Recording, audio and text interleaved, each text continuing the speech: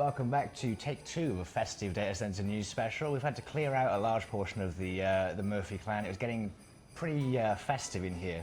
Yeah, and not in a cute way. It was getting kind of annoying. So most of the kids are gone. There's still one here we need to be careful of. But yeah, sorry, a couple of news stories coming up today. But first, I did want to take the chance to plug our new product that's coming out next year. We are launching a long-form podcast series we're calling In Conversation, starting off with Jonathan Atkin. Yep. Arguably the world's top digital infrastructure and TMT analyst. Most of you would know him from his white papers on chip supply, on AI, so we're very lucky to have him join us for a long discussion, deep diving in, and certainly I learned a lot from it. I did as well. I learned how little I actually knew. And we've got a few other CEOs and industry luminaries that you might recognize coming on the series. So we're really looking forward to launching that. And if you do want to partner with us, we always kept the news sponsorship free, but this one we are delighted to be able to work with companies to get things out there. Because it's actually pretty expensive to do properly. So should we start with, there's some news from Japan from AirTrunk. Yeah, so they've announced their second site in Osaka, OSK2. So they announced this last week. Significantly larger than their previous Osaka facility. So this is going to be 100 megawatts of IT. Yeah, while OSK1, which is their first one, is about a fifth the size, only about 20 megawatts. So no further instructions were shared. But yeah, it looks like big plans, and they continue to grow in Japan.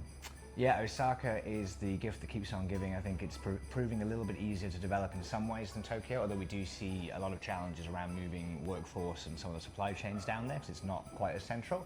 But yeah, definitely a booming market and one to keep watching. There was some news from Keppel as well this week. Yeah, Keppel. So Keppel Asset Manager has sold two stakes in two of their Singapore facilities to the real estate, the REIT, the Real Estate Investment Trust. So Keppel Group has got Keppel Data Centers, Keppel DC REIT, and Keppel Asset Management, all of whom kind of interact and play in the data center space. And quite often they'll kind of almost recycle assets amongst each other to raise up capital and allow additional development. But they have Keppel Connectivity Division has agreed to sell remaining 10% in Keppel DC Singapore 3 and a 1% interest in Keppel DC Singapore 4 to Keppel DC REIT for a total cash consideration of 50.5 million, not specified, so it could be USD or it could be Sing dollar. But yeah, just basically them recycling capital. There we go. Well, that'll be into the Keppel DC REIT if anyone's buying that on the SGX. And then there was Vietnam. This is the GreenNode. This is from the big telco. VNG. Yeah, VNG. So this is the firm which STT partnered with, I don't know, a year, 18 months ago now, I guess. But essentially what they're doing is they're merging their cloud unit and their AI infrastructure unit, rebranding it CloudNode. So, or sorry, GreenNode, I should say. So I think it's just consistency across the brand, etc. Right, on to Adani. Oh yeah, we had a couple of power stories from India. So Adani were talking about building nuclear plants alongside. Basically, there was a series of press releases, and there was 𝐤𝐴sia featured this, and they were effectively making commitments that they could keep up with the power demand. So Adani is one of the biggest power producers and transmission development groups in India, as well as being a joint venture partner with EdgeConneX for Adani Connects. And I think, yeah, the Adani Group was just reaffirming that they would be exploring all options, renewables, conventional power, and additional nuclear reactors, of which India already has quite a few across the country, to keep up with the growth demand. I think there were some DC byte figures cited in the DCD article. Of course there was. But Adani Green Energy, so that's obviously part of the Adani Group, biggest renewable energy provider in the country with over 16.5 gigawatts. And there's an interesting quote here from Adani.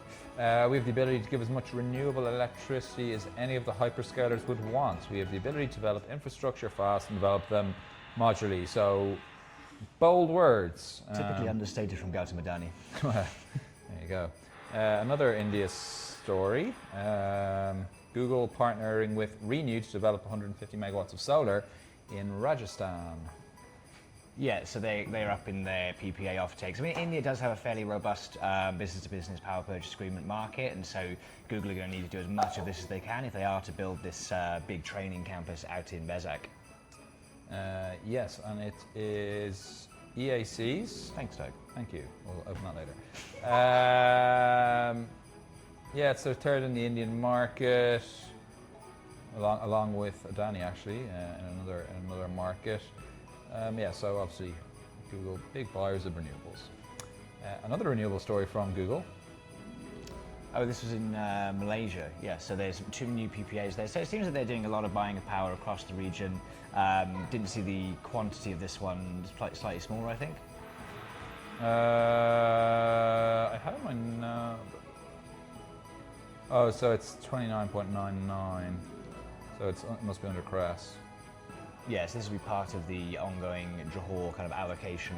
I'm still not 100% sure how that would love for someone to talk about that, because there's, similar to the Thai power restriction at the moment, it doesn't seem as straightforward in Malaysia to just do a straight B2B transaction and take the power offtake. Yeah, so even with the article in front of us, we can't actually find too much info. So anyway, they are doing it. And then final story, this was also related to development of renewables in Johor, or in Malaysia, sorry, I should say. So this is actually all around. But VCI Energy, DPS Energy to develop 250 solar projects to serve AI facilities in Malaysia. So doesn't go into specifics on this one, but one to keep an eye on. One we'll probably be reporting on again. Anyway, that's the news. That was data centers. I guess we're wishing everyone a Merry Christmas and New Year, and then we will be back. There'll be obviously a few weeks of news between now and Chinese New Year, when we'll be doing PTC and yeah, getting back stuck into it, I guess.